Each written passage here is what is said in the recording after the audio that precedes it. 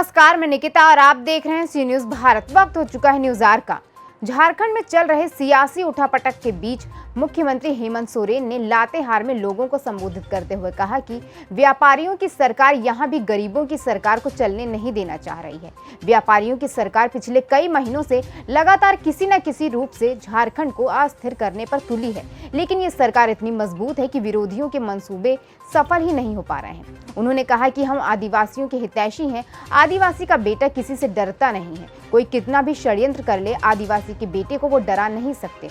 उन्होंने कहा कि पिछले 5 वर्षों तक झारखंड में चली डबल इंजन की सरकार ने झारखंड राज्य का जो हाल किया है वो किसी से छुपा नहीं है। पूरे झारखंड को लूटने का काम डबल इंजन की सरकार ने किया है। जब जनता ने डबल इंजन की सरकार को खदेड़ते हुए झारखंड मुक्ति मोर्चा के नेतृत्व में सरकार का गठन करवाया तो झारखंड का खजाना पूरी तरह खाली था।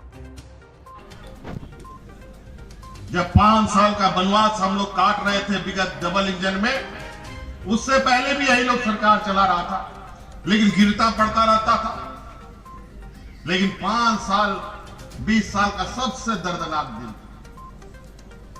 20 साल तो खैर उन लोग किसी तरीके से कभी आदिवासी को कभी गैर आदिवासी को बैठा बैठा करके हम लोगों को बेवकूफ बनाया, लोगों को अपना दलाल बना करके, अपना एजेंट बना करके हमारे बीच में भेज भेज करके हम लोगों को बेवकूफ बनाया। और इसी से पीछा छुड़ाने के लिए, इन्हीं लोगों को बेदखल करने के लिए जब मैं 2019 में संघर्ष यात्रा के दौरान इन मावाडार एरिया में घूमा करता था, बहुत हमारे समर्थक कार्यकर्ता लोग होंगे।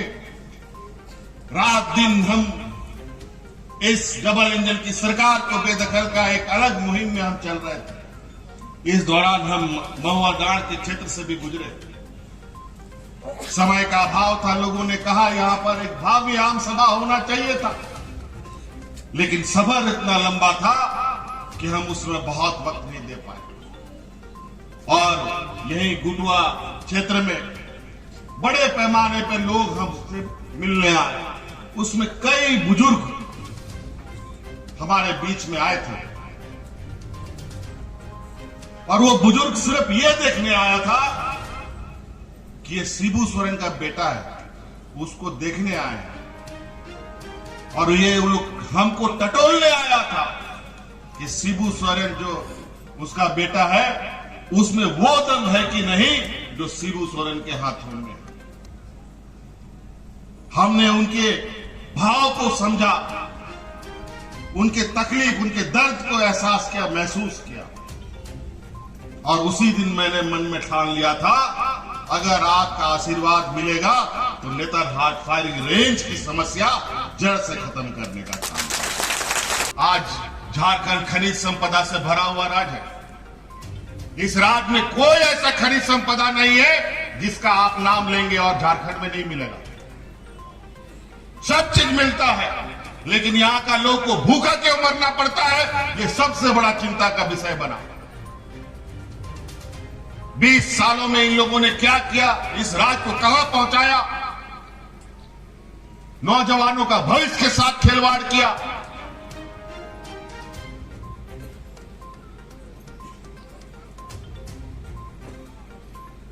सब कुछ अस्त व्यस्त। वो इसलिए आज इस राज्य के अंदर आज ऐसे बाहरी ताकतों का एक गिरोह सक्रिय है, जिस गिरोह ने विगत 20 वर्षों से इस राज्य को तहस-नहस करने का संकल्प लिया था। 2019 में जब इसको उखाड़ के फेंका गया, ये षड्यंत्रकारी को आज ये बर्दाश्त नहीं हो रहा है कि अगर हम लोग यहां टिक गए तो इनका आने वाला समय इस राज्य में गुजर बसर करने का वक्त खत्म हो जाएगा। पहचानने का जरूरत है। लातेहार से सी न्यूज संवाददाता मोहम्मद अरबाज की रिपोर्ट। फिलहाल के लिए इस खबर में बस इतना ही। देश और दुनिया की तमाम खबरों के लिए देखते रहिए सी न्यूज भारत।